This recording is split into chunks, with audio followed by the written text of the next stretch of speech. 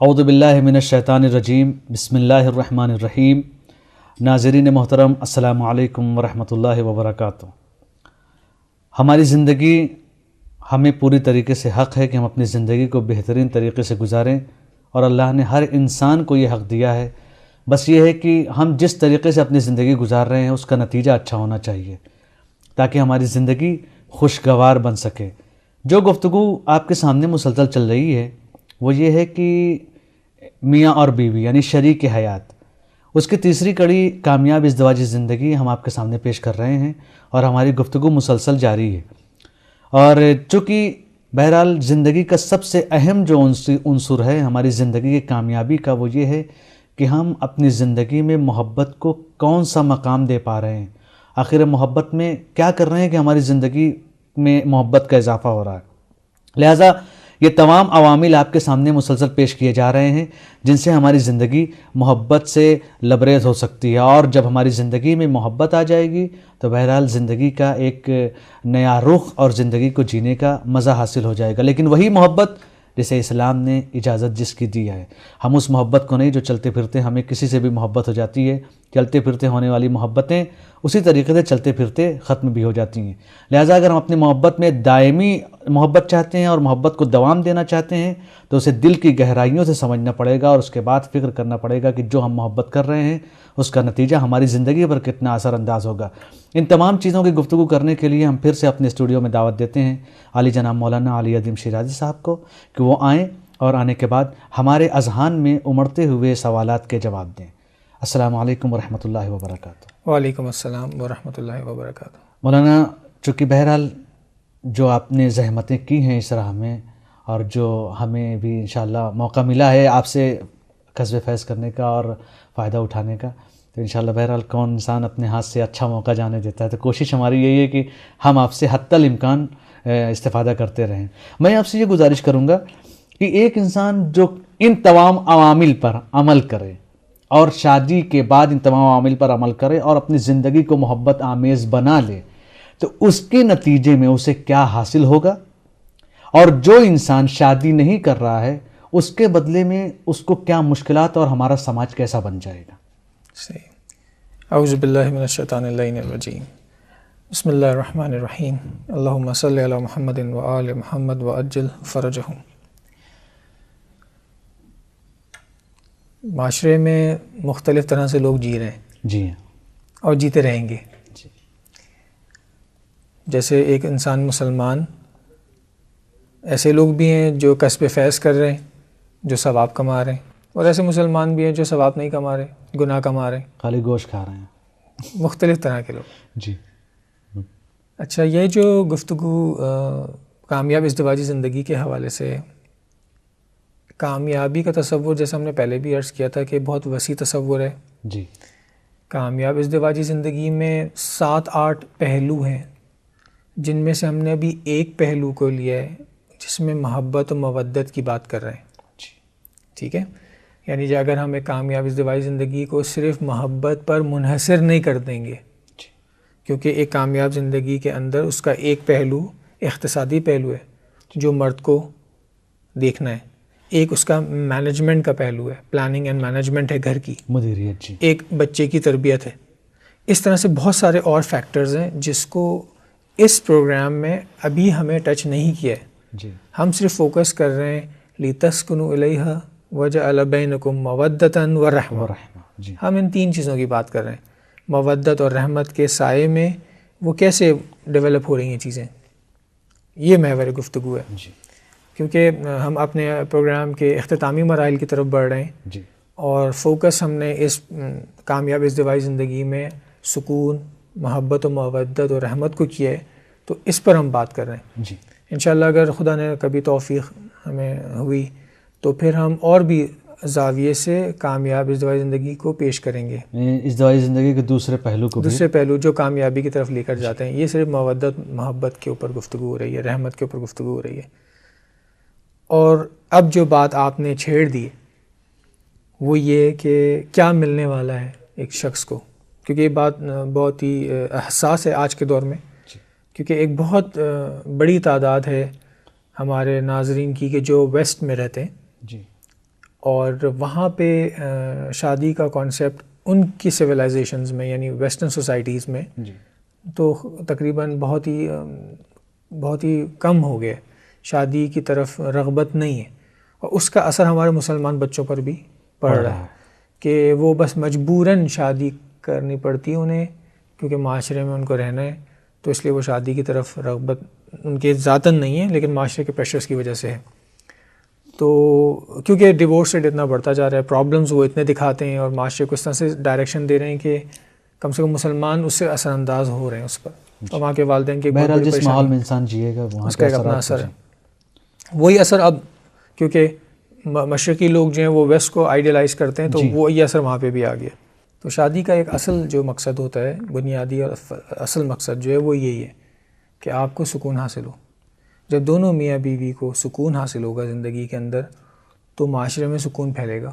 جی ہاں، چونکہ بہرحال معاشرہ ایک ایک فرد سے ہی تشکیل پاتا ہے، اور یہ گھر کے اندر جب سکون ہوگا تو یہ خوشگوار ماحول بنائے گا، اور یہ موقع بنے گا کہ یہاں تربیت کی جائے، رشد کی جائے، اور تکامل کو حاصل کیا جائے. یہ ایک بات ہو گئی. دوسری بات، شادی کرنے سے میاں بیوی کے اندر ایک سینس آف سیکیورٹی پیدا ہوتی ہے، ایک احساس، امنیت کا احساس پایا جاتا ہے. یہ میاں بیوی جب زندگی گزارنا شروع کرتے ہیں، شادی کرتے ہیں اور ان قوانین کی پابندی کرتے ہیں تو سکون پیدا ہوتا ہے. بالکل اسی طرح کہ جس طرح ایک معاشرے میں قانون کی بالادستی اگر ہوتی ہے اور قانون کی پابندی کی جاتی ہے تو وہاں سکون پایا جاتا ہے. لوگ ٹریفک سگنل ہے، عام سی مثال ہے، ٹریفک سگنل ہے، اگر آپ اس کو فالو کریں گے تو ٹریفک کبھی جیم نہیں ہوگا، ایکسیڈنٹس نہیں ہوں گے، پرابلمس نہیں ہوں گی. لیکن اگر آپ سگنل کو فالو نہ کریں تو ایکسیڈنٹ کا بھی خطرہ ہے، ٹائم بھی، جانی نقصان، مالی نقصان، کتنے سارے نقصانات، پریشانیاں الگ، ٹینشن الگ. تو یہ بہت امپورٹنٹ بات ہوتی ہے کہ شادی کے بعد میاں بیوی دونوں ایک سیکیور ہو جاتے ہیں، بچہ جو اس کے اندر آتا ہے وہ اس کو بھی سیکیورٹی ملتی ہے، اور ایک پیسفل انوائرمنٹ اور سیکیورٹی کے ساتھ زندگی شروع ہوتی ہے. ترقی کی طرف جا رہا ہوتا ہے. جو تنہا شخص ہوتا ہے وہ سیکیور نہیں ہوتا، پہلے اس کے پاس سکون نہیں ہے.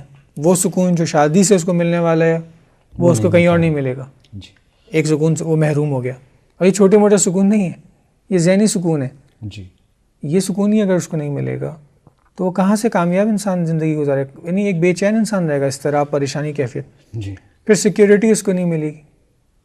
جس شادی کے بعد ایک سیکیورٹی کا احساس ہے کہ اس کو اپنائیت کا احساس ہے، اس کے اپنے لوگ، اس کے چاہنے والا، اس سے محبت کرنے والا، اس کا خیال رکھنے والا، اس کو ویسا کوئی ملنے والا نہیں ہے. ابھی تک وہ گھر میں ٹھیک ہے، لیکن جب بڑا ہو جائے گا پھر کیا ہوگا؟ جیسا کہ امام جعفر صادق علیہ الصلوۃ والسلام نے فرمایا ہے کہ وہ جو شخص غیر شادی شدہ ہے وہ اس پرندے کی مانند ہے کہ جس کا کوئی گھونسلہ نہیں ہے. اب کیسی زندگی ہوگی؟ بغیر آشیانے کا پرندہ کیسا ہوتا ہے؟ کبھی اس شاخ میں، کبھی اس شاخ میں، کبھی ادھر کبھی ادھر، سرگردان رہتا ہے وہ. اور سارے دوسرے پرندے بھی اس کو بری نظر سے دیکھتے ہیں. ظاہر سی بات ہے کہ اس کا کوئی آشیانہ ہی نہیں ہے. تو یہ دو بنیادی اور اساسی بات ہے. تیسری چیز یہ کہ اس رشتے کے اندر، شادی شدہ زندگی کے اندر محبت کا ہونا، ایک محبت کا پیدا ہونا، اس محبت سے زندگی میں سرور کا آنا. یہ محبت کہاں سے لائے گا وہ جو غیر شادی شدہ ہے؟ کیونکہ یہ تو ایک محبت ٹھیک ہے، ماں سے محبت ہے، بھائی بہن سے محبت ہے، ہر محبت اپنا الگ، ہر محبت کی اپنا الگ کیفیت ہے، اس کی اپنی الگ کنڈیشن ہے، اس کے اثرات الگ ہیں. یہ محبت ٹھیک ہے، ایک نوجوان ہے وہ سوچتا ہے کہ میں ابھی مجھے ضرورت نہیں ہے، لیکن ایک ٹائم آتا ہے انسان کی ایج میں کہ اسے ایک کسی ساتھی کی ضرورت ہوتی ہے. اسی میں یہ بات کہ وہ کیا چیز ہے، وہ اس کے محبت کے احساس کے بعد یہ کہ آپ کے پاس ایک ہو شخص جو آپ کا ساتھی ہو، جو آپ کا ہمدم ہو، جو آپ کا مونس ہو، ہمارا محرم ہو ہر اعتبار سے. شاید محرمیت ماں باپ کی بھی اس مقام تک نہیں پہنچ پاتی جو میاں بیوی کی آپس میں آتی. یہ چیز انسان کو ضرورت ہوتی ہے، ایج کے گزرنے کے ساتھ ساتھ ضرورت محسوس ہوتی ہے. پھر نسل کا آگے بڑھنا، ہر انسان کو اپنی ذات سے محبت ہوتی ہے اور وہ پسند کرتا ہے کہ اس کی نسل آگے بڑھے، اس کی بقا اس کو اس میں نظر آ رہی ہوتی ہے، کیونکہ فطرت انسان بقا کی تلاش میں ہوتا ہے. بقا ہے جنت، اور سلسلہ روح تو ہمیشہ باقی رہنے والی چیز ہے. اکثر ایسے امور میں ہوتا ہی ہے مولانا کہ عام طور پر لوگ شاید ازدواجی زندگی کو صرف جنسی تسکین کا ایک ذریعہ سمجھتے ہیں. تاکہ نوجوان نسل ہماری شادی سے دور اور ناجائز رشتوں کی طرف زیادہ بڑھتی چلی جائے. انحراف ہے دین میں شروع سے. دین کے جب سے ابتدائے دین سے نبی اکرم صلی اللہ علیہ وسلم نے جو اسلام کا صحیح پیغام تھا اس کو پہنچانے کی کوشش کی, اور اس زمانے سے دشمن اسلام نے یہ پلان کر لیا تھا کہ اس کو انحراف کی شکل دی جائے, یعنی اسلام کے چہرے کو بدلنا ہے, مسخ کرنا ہے اس کے چہرے کو. وہ شروع سے چل رہا ہے سلسلہ, مختلف پولیٹیکل حوالے سے, کلچر کے حوالے سے یہ سب چیزیں چل رہی ہیں, ابھی بھی ہیں, یہ ختم نہیں ہوں گی, یہ آخر زمان تک چلتی رہیں گی. جی ہاں, بہرحال اگر انسانیت تو شیطانیت بھی ساتھ ساتھ ہے نا, تو ہمیں تو آگاہ رہنا, اپنے بچوں کو آگاہ کرنا ہے. جی, جو کہا بھی گیا کہ ہر انسان کے ساتھ ایک شیطان بھی پیدا ہوتا ہے, لیکن مطلب یہ نہیں کہ اللہ ہمارے اچھائیوں کے ساتھ برائی بھی پیدا ہوتی ہے, لہٰذا ہم کو یہ فیصلہ کرنا ہے کہ اچھی کون سی چیزیں برائی کریں. تو مولانا یہ یہاں پر ایک چیز آپ سے کہ بہرحال جو کہ آپ نے گفتگو کی کہ اسلام جس چیز کا طلبگار ہے اور اسلام جو چاہتا ہے وہ یہ ہے کہ ہمیں سکون اگر اختیار کرنا ہے اور اپنی زندگی کو محبت سے لبریز کرنا ہے تو ہمیں شادی کرنا چاہیے. شادی تو ہماری ہو گئی, میں نے کہا کہ شادی ہم نے کر لیا, ہمیں وہ سکون بھی مل رہا ہے, لیکن آخر ہمیں شادی میں جو عوامل آپ نے پیش کیے ابھی یہ کہ جو جس پر ہم نے گفتگو کی تھی جو موافقت ہوتی ہے, ہماری شادی ہوتی ہے, شادی کے بعد موافقت ہوتی ہے, تو آخر موافقت کا مطلب یہ کہ ہمارے ماحول میں ہم نے شادی کر لیا, ہم ایک دوسرے پر اعتماد بھی کر رہے ہیں, لیکن کہیں کہیں بھی یہ تصور بھی ہے کہ ہم اپنی زوجہ سے مشورہ نہیں کریں گے. ٹھیک ہے, مشورے کا ایک عنوان سامنے آ جاتا ہے, اور کبھی کبھی لوگ جو ہے بہرحال ان کو دوسرے طریقے سے بھی پیش کرتے ہیں کہ مشورہ نہیں کریں گے, یہ اپنے حساب سے مشورہ دیں گی, اور ایک جو ہے گھر میں مشکلات آئیں گی اور پھر ہم سمجھ نہ پائیں گے اور آخر میں اختلافات, لہذا ہم کسی کام میں مشورے کو انجام نہیں دیں گے. آپ یہ بتائیں کہ بہرحال مشورے کا خود ہمارا جو دوسرے عوامل تھے اعتماد وغیرہ, خود ہماری ازدواجی زندگی کامیابی میں کیا اس کا کوئی رول ہے خود مشورے کا, یا مشورہ ہماری ازدواجی زندگی میں کسی اہمیت کا حامل نہیں ہے؟ ٹھیک ہے, اس سوال کا جواب دینے سے پہلے میں اپنی پچھلی بات کو اگر آپ اجازت دیں تو میں مکمل کر لوں, پھر ہم اس سوال کی طرف آتے ہیں. کہ ہم نے پہلی بات تو یہ بتائی کہ شادی سے کیا حاصل ہونے والا ہے, سکون. جی. شادی سے محبت. جی. ٹھیک ہے, ایک امنیت اور سکون, امنیت کا احساس. اس کے بعد آپ کا جنسی رابطہ. جی. آپ کی نسل آگے بڑھے گی, انہی تمام چیزوں کو لے کے آپ کو کمپینین ملے گا, آپ کو ایک ساتھی ملے گا آپ کی زندگی میں, اور آپ کا معاشرے میں ایک مقام بنے گا. جی. جو کہ غیر شادی شدہ انسان کا نہیں ہوتا. شادی شدہ انسان کو ایک اہمیت دی جاتی ہے, حتیٰ جاب کے حوالے سے بھی اس کو ایک اہمیت دی جاتی ہے. معاشرے میں جب کوئی ذمہ داری دی جاتی ہے تو اس شخص کو دی جاتی ہے جو شادی شدہ ہے. خود لوگوں کے آنے جانے کے اعتبار سے جی بالکل, بہت ساری چیزیں ہوتی ہیں جو شادی شدہ کو ملتی ہیں اور غیر شادی شدہ کو نہیں ملتی. جی. اس لیے ہمارے نزدیک, دین کے نزدیک, معاشرے کے ہر طبقے کے نزدیک, ہر دانش مند کے نزدیک, سائیکالوجسٹ کے نزدیک, سوشولوجسٹ کے نزدیک, تمام مفکرین کے نزدیک شادی ایک بنیادی حیثیت رکھتی ہے انسان کی زندگی میں. جی. اس کو ایک انسٹیٹیوشن کہا گیا ہے, اس کو ایک ادارہ کہا گیا ہے کہ جو معاشرے کی ڈیولپمنٹ میں ایک بہترین رول پلے کرتا ہے. جی. اس لیے کوئی شخص اگر شادی نہیں کرتا اسلام کی نگاہ سے تو اس کوئی نہ کوئی پرابلم ہے اس شخص کے ساتھ, کہ وہ شادی کے مفہوم کو یا تو صحیح نہیں سمجھ سکا, یا کوئی ذاتی حیثیت میں اس کے اندر کوئی پرابلم ہے, یا کوئی بیسک کنفیوژن ہے اس کے ذہن میں جس کی وجہ سے شادی نہیں کرنا. ورنہ یہ ایک فطری تقاضا ہے, جی. معاشرتی تقاضا ہے, یہ ہونا چاہیے. جی, جذباتی انسان کا تقاضا ہے کہ بہرحال اس کا کوئی ایک شریک حیات ہو جو اس کا ہمدرد ہو, ہمدم ہو. جی. تمام سائیکالوجسٹ, سوشیولوجسٹ دنیا کے جتنے بھی سب اس بات کو مانتے ہیں. جی. مگر یہ کہ کوئی ایسی بات زندگی میں اس کے ہو بیک آف دا مائنڈ کہ وہ نہیں کر رہا ہو سکتا ہے وہ آپ کو کوئی اصل ریزن نہ بتا رہا ہو, ایسی کوئی شرعی عذر ہو تو ٹھیک ہے, عذر ہے اس کے پاس کہ وہ شرعن یہ جائز ہی نہیں اس کے شادی ہونا. جی, تاکہ ہم کسی پر ظلم نہ کریں تو ٹھیک ہے. لیکن اس کے علاوہ اگر کوئی اور ریزن ہے کہ جو ویلڈ نہیں ہے تو اس کے لیے شادی ایک سوال ہے ہر انسان کے لیے. مگر یہ کہ وہ شخص کہے کہ جی مجھے شادی کی ضرورت ہی نہیں ہے اور میں اپنے آپ کو ایسے ہی پیوریفائی رکھ سکتا ہوں بغیر گناہ کیے, میں جیسے لوگ کرتے ہیں ایسے بھی لوگ ہیں. پھر بھی اس کو جیسے کہ پچھلی گفتگو میں آپ نے کہا تھا کہ اگر ایسی چیز ہے کہ اس کو دیکھنا پڑے گا کہ جو ہماری کردار ہے, ہماری اچھی شخصیات ہماری موجود ہیں, انہوں نے کیا ہے کہ نہیں کیا. بالکل. اب ہم آتے ہیں آپ کے سوال کی طرف کہ مشورہ. لیکن جب گھر میں دو انسان رہ رہے ہیں اور ان کو مل کر رہنا ہے اور دونوں برابر کی حیثیت رکھتے ہیں گھر کے اندر, تو پھر مشورے کے ساتھ ہی تو زندگی گزاری جاتی ہے. مشورہ کرنا تو ایک عقلی تقاضا ہے, اور انسان جب کسی سے مشورہ کرتا ہے تو اس کو وہ یہ یقین دلا رہا ہوتا ہے کہ مجھے آپ پر اعتماد ہے, جو ہم نے پہلی بات کی تھی کہ ستون ہے اور اعتماد ایک ستون کا نام ہے، عماد ایک ستون کو کہتے ہیں. یہ آپ اطمینانی تو دلا رہے ہوتے سامنے والے کو کہ آپ کی کوئی حیثیت ہے، آپ کا ایک مقام ہے، آپ جو بات کر رہے ہیں اس کی ایک ارزش ہے. یعنی گھر کے آپ ایک رکن ہیں اور اہم رکن ہے. جی یہ تو بہت امپورٹنٹ بات ہے کہ آپ اپنے لائف پارٹنر سے مشورہ کریں. جی تو یہ اسلامی حوالے سے بھی اس کی تاکید ہے جی کہ آپ مشورہ کریں، اور عقلی حوالے سے بھی یہ بات قابل فہم ہے کہ انسان جب کسی انسان کے ساتھ زندگی گزارتا ہے تو شریک حیات ہے، تو بہرحال حیات کے جو دوسرے ہمارے پہلو ہیں ان میں مشورہ تو کوئی حرج نہیں ہے، مشورہ کرنا کوئی عیب نہیں ہے، اور یہ ایک اچھی بات ہے، مشورہ کرنا چاہیے. مشورہ کرنے سے کوآپریشن پیدا ہوتی ہے نا، توافق اور موافقت مشورے سے بھی ہوتی ہے نا. آپ مشورہ کرتے ہیں، دونوں طے کرتے ہیں، پھر معاملہ آگے بڑھتا ہے. تو زندگی کو کامیاب بنانے کے لیے، محبت میں اضافہ کرنے کے لیے میاں بیوی کے درمیان مشورے کا عمل پایا جانا چاہیے. ٹھیک ہے کہ وہ خاتون کم عمر ہیں، تجربہ ان کا کم ہے یا تعلیم ان کی کم ہے، تو یہ نہیں کہا جا رہا ان سے کہ ان سے اس کی توقعات سے زیادہ مشورہ کیا جائے. جی جو ایریا ان کا ہے نا، جو زندگی میں جو کام ان کو کرنے، اس میں آپ ان سے مشورہ کریں، ان کے زندگی کے امور میں آپ ان سے مشورہ کریں. مثال کے طور پہ ایک شخص ہے، اس کی پروفیشنل لائف میڈیکل ہے، وہ ڈاکٹر ہے، اور ایک شخص انجینئر ہے. میں اگر مجھے گھر بنانا ہے تو میں کس کے پاس جاؤں گا؟ میں انجینئر کے پاس جاؤں گا نا، آرکیٹیکٹ کے پاس جاؤں گا. میں ڈاکٹر کے پاس جا کے اسے وہ مشورہ تو نہیں کروں گا. تو اگر ایک خاتون ہے اور میں ان کا شوہر ہوں تو میں ان سے گھر کے امور میں مشورہ کروں گا نا، ان سے بچوں کی تربیت کے حوالے سے ان سے مشورہ کروں گا. میں ان سے یہ مشورہ تو نہیں کروں گا مجھے جنگ کیسے کرنی، یہ ان کی فیلڈ نہیں ہے. جس رابطے سے وہ مثلا ماہر ہوں، جو ان کا کام ہو، ان کے اعتبار سے ہم ان سے مشورہ کریں. مولانا بڑی معذرت کے ساتھ چونکہ یہاں پہ ہمارا وقت ختم ہو رہا ہے، اور انشاءاللہ اس مشورے کے بارے میں گفتگو ہم آپ سے اگلے پروگرام میں کریں، چونکہ بہرحال زندگی کو ہمیں کامیابی تک پہنچانا ہے، اور ہم کوشش کریں گے کہ آپ سے ہر وہ چیز حاصل کر لیں علمی طور پر. ہر ایک کے اندر موجود ہے لیکن شاید ہم اس کو جانتے نہیں ہیں. علمی طور پر ہم ہر چیز کو انشاءاللہ آپ سے حاصل کریں گے اور اپنے ناظرین تک پہنچانے کی پوری کوشش کریں گے. لہٰذا ہمارے مشورے کا پروگرام یہیں پر ختم ہوتا ہے، اور انشاءاللہ اگلے پروگرام میں انشاءاللہ یہیں سے ہم اپنی بات کو شروع کریں گے.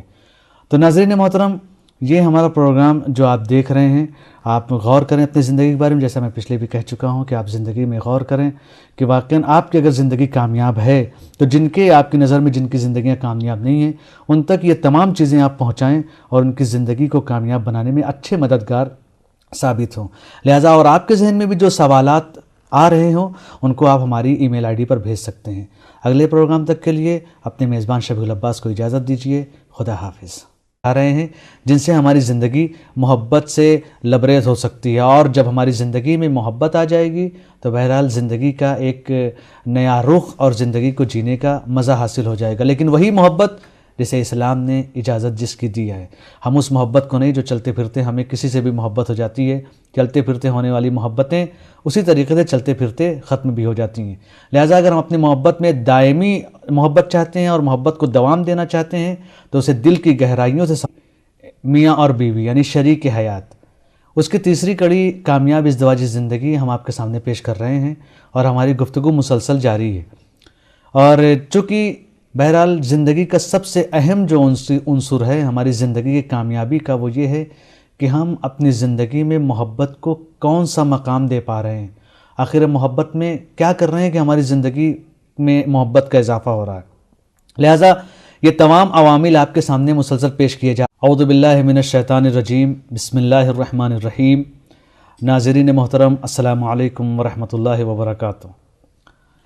ہماری زندگی ہمیں پوری طریقے سے حق ہے کہ ہم اپنی زندگی کو بہترین طریقے سے گزاریں، اور اللہ نے ہر انسان کو یہ حق دیا ہے. بس یہ ہے کہ ہم جس طریقے سے اپنی زندگی گزار رہے ہیں اس کا نتیجہ اچھا ہونا چاہیے تاکہ ہماری زندگی خوشگوار بن سکے. جو گفتگو آپ کے سامنے مسلسل چل رہی ہے وہ یہ ہے کہ سمجھنا پڑے گا اور اس کے بعد فکر کرنا پڑے گا کہ جو ہم محبت کر رہے ہیں اس کا نتیجہ ہماری زندگی پر کتنا اثر انداز ہوگا. ان تمام چیزوں کی گفتگو کرنے کے لیے ہم پھر سے اپنے اسٹوڈیو میں دعوت دیتے ہیں عالی جناب مولانا علی عظیم شیرازی صاحب کو کہ وہ آئیں اور آنے کے بعد ہمارے اذہان میں امڑتے ہوئے سوالات کے جواب دیں. السلام علیکم ورحمۃ اللہ وبرکاتہ. وعلیکم السلام ورحمۃ اللہ وبرکاتہ. مولانا چونکہ بہرحال جو آپ نے زحمتیں کی ہیں اس راہ میں، اور جو ہمیں بھی انشاءاللہ موقع ملا ہے آپ سے کسب فیض کرنے کا اور فائدہ اٹھانے کا، تو انشاءاللہ بہرحال کون انسان اپنے ہاتھ سے اچھا موقع جانے دیتا ہے، تو کوشش ہماری یہی ہے کہ ہم آپ سے حتی الامکان استفادہ کرتے رہیں۔ میں آپ سے یہ گزارش کروں گا کہ ایک انسان جو ان تمام عوامل پر عمل کرے اور شادی کے بعد ان تمام عوامل پر عمل کرے اور اپنی زندگی کو محبت آمیز بنا لے، تو اس کے نتیجے میں اسے کیا حاصل ہوگا، اور جو انسان شادی نہیں کر رہا ہے اس کے بدلے میں